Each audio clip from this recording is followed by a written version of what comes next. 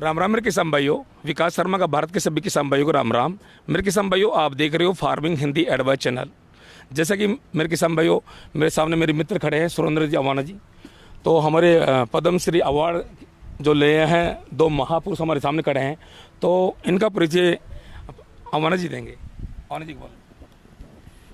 आज इस कर्ण नरेंद्र कृषि विश्वविद्यालय के जो परसों 28 को सीएम साहब ने उद्घाटन किया था, आज इसका समापन है। समापन पे आदरणीय जगदीश जी पारिक भी हमारे यहाँ मेले में पधारे। अभी समापन हुआ है। तो राजस्थान को मैं बताना चाहूँगा आपको कि राजस्थान को किसानों में पहली बार पद्मश्री दिलाने वाले आदरणीय जगदीश जी पारिक हमारे साथ हैं। जगदीश जी पारिक साहब, आप बताइए सबसे पहले तो कि पद्मश्री के बारे में और उसके बाद जैविक खेती के बारे में हमारे युवा किसानों को क्या करना चाहिए। देखो, पद्मश्री के बारे में मैं कुछ नहीं बता सकता हूँ, क्योंकि पद्मश्री मिलने के बाद तो मुझे मालूम पड़ा है कि पद्मश्री पुरस्कार मिला है। उससे पहले तो मुझे मालूम ही नहीं था। ना इसके लिए कोई फार्म भरा जाता है, न कोई आवेदन किया जाता है। तो आपने काम किया है, ऐतिहासिक काम किया है। इसके लिए काम करो और काम के बदले वो मिलेगा। जब सबको मालूम पड़ेगा, अपने को मालूम पड़ जाएगा, तो ये तो कोई बड़ी बात नहीं है। खेती के सबसे पहले तो ये है कि अपने को कर्म करना है। तो मैं 1957 से लगातार खेती कर रहा हूँ, जैविक खेती कर रहा हूँ। जैविक के अलावा मैंने किसी तरह का कोई जहर मैदा में नहीं डाला, और उसी का ये परिणाम है कि मुझे ये मिला। अब कुछ लोग जैविक खेती तो कर रहे हैं, जैविक खेती बहुत बड़ा नाम दे रहे हैं, लेकिन जैविक खेती में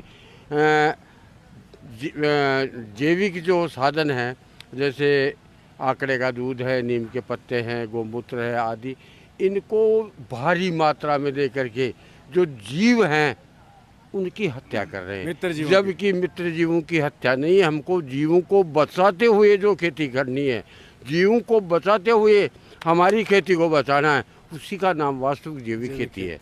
तो मैं तो सभी किसान भाइयों से यही कहूँगा कि हर जीव को रखना है। जैसे गेहूँ है, गेहूँ को कोई भी जानवर खा रहा है, और जब जो गेहूँ को खा रहा है हम उसको मार रहे हैं, लेकिन उसको हम भी तो खाएंगे, फिर हमें भी तो मारने वाला कोई ना कोई तो है ही। इसलिए अपने को अगर बचाना चाहते हैं तो उसको पहले बचाओ। बस इसी का नाम जैविक खेती है। बहुत बढ़िया, धन्यवाद। सुराराम जी बताएं। आज जो पिछले वर्ष राजस्थान को किसानों के नाते पद्मश्री दिलाया, आदरणीय सुंडाराम जी जो खाटू श्याम जी से हैं, खाटू श्याम जी के पास दांतारामगढ़ से हैं, वो भी हमारे बीच पधारे हैं। और आपकी खास बात सबसे ये है कि 1 लीटर पानी के अंदर ये पौधा है, पेड़ तैयार करते हैं या पेड़ लगाते हैं। उसके बारे में मैं साहब आपसे पूछना चाहूँगा, ये क्या विधि है, कैसे करते हैं, आप बताइए। देखो, विधि तो कोई नई नहीं है ये जी, लेकिन इसको एक तो वैज्ञानिक रूप दे दिया और परंपरागत विधि को थोड़ा विकसित कर दिया जी। हम सरसों और चने की बिजाई के लिए जो बरसात की नमी है उसको 2-3 जुताई करके और फिर उसी नमी को संरक्षित करते हुए जब अक्टूबर में हम चने या सरसों बोते हैं, तो चने या सरसों की जगह पौधे लगा दो और उसको 1 लीटर पानी दे दो, और कुछ नहीं है। क्योंकि जो फसलों की जड़ें होती हैं वो तो 1 फीट होती है, पौधे की जड़ें तो बहुत गहराई तक चली जाती है। तो बाद में जो पानी की ज़रूरत पड़ेगी वो अपने आप नीचे की ओर जड़ें विकसित होती जाएंगी और पौधे को अलग पानी की जरूरत नहीं। एक मैं ये पूछना चाहूँगा आपको कि राजस्थान में पानी की कमी है। हाँ। तो जिन किसानों के खेतों में पानी कम है, हाँ। वो कैसे पानी का संचय करें, कैसे बचत करें और किस तरह से खेती करें, इसके बारे में थोड़ा देखो, हमारे पास हमारे क्षेत्र में बिल्कुल पानी नहीं है जी, लेकिन हमने अनार का बगीचा लगा रखा है और बहुत बढ़िया लगा रखा है। हम क्या करते हैं कि जो बगीचे के जो कतारों के बीच की जो खाली जगह है उसमें हमने पॉलीथीन बिछाई है, और 1 हेक्टर का बगीचा है और 1 हेक्टर से हम पॉलीथीन बिछाने से 20 लाख लीटर पानी इकट्ठा करते हैं हर साल। बगीचे को 10 लाख लीटर चाहिए, 10 लाख लीटर और कोई फसल कर लेते हैं। तो चाहे कोई भी हो, कहीं भी हो, क्योंकि ऐसे तो राजस्थान में पानी बहता ही नहीं है। थोड़ी थोड़ी बरसात होती है, कोई कभी 1-2 घंटे बरसात लगातार होती है, तो वो पानी कोई इतना ज़्यादा नहीं होता।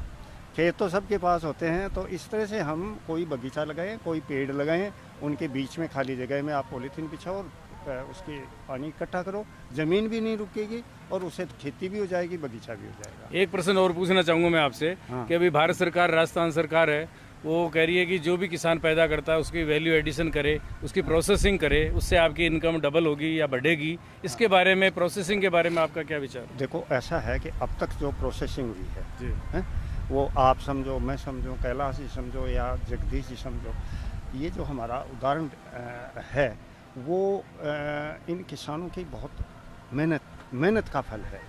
लेकिन हम कुछ ऐसा कर रहे हैं कि किसान, आम किसान, कि मेरे पास 5 बीघा या 10 बीघा ज़मीन है और कुछ नहीं, मैं क्या करूँ? मेरे पास ज़मीन भी है, थोड़ा सा पानी भी है, मैं क्या करूँ? मेरे पास पानी भी है, ज़मीन भी अच्छी है और रिसोर्सेज भी है, मैं क्या करूँ? तो हम इस तरह की कोशिश कर रहे हैं कि जो भी किसानों के नवाचार हैं, आपके हैं, जगदीश जी के हैं, तो राजस्थान में ऐसे नवाचारों को हम ढूंढ रहे हैं। किसी ने अच्छा बीज बनाया जो सूखे को सहन करता है, किसी ने एक किसान ने मशीन बनाई प्याज बुआई की। आप ये देखो, प्याज को ट्रांसप्लांट करते हैं, पौध को उखाड़ के खेत में लगाते हैं तो 50,000 रुपया 1 हेक्टर का खर्चा आता है। उस किसान ने ऐसी मशीन बनाई है कि एक एक बीज गिनकर वो प्याज की बुआई करेगा और कोई ट्रांसप्लांट नहीं करना पड़ेगा। एक बात तो ये। दूसरी बात, आप ये देखो, जब प्याज बुआई से पहले खरपतवार की दवाई डालते हैं और फिर और उग जाती है तो उसके बाद में डालते हैं, और ये खरपतवार की दवाई जो है वो सबसे खतरनाक है, कीटनाशक से भी खतरनाक है।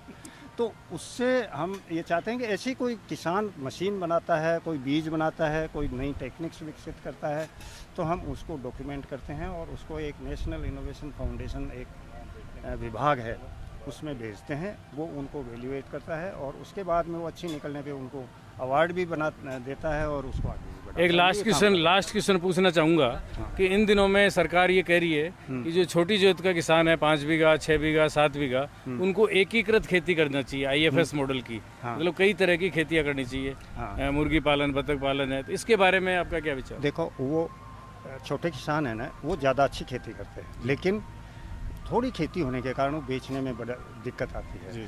तो जो फार्मर्स प्रोड्यूसर ऑर्गेनाइजेशन है या उनके जो संगठन हैं, ऐसे अगर बने, है ना, जैसे आपने बना रखा है, तो उनकी उस समस्या का हल हो जाएगा और वो खेती भी अच्छी करेगा और अपनी आमदनी भी अच्छी करेगा।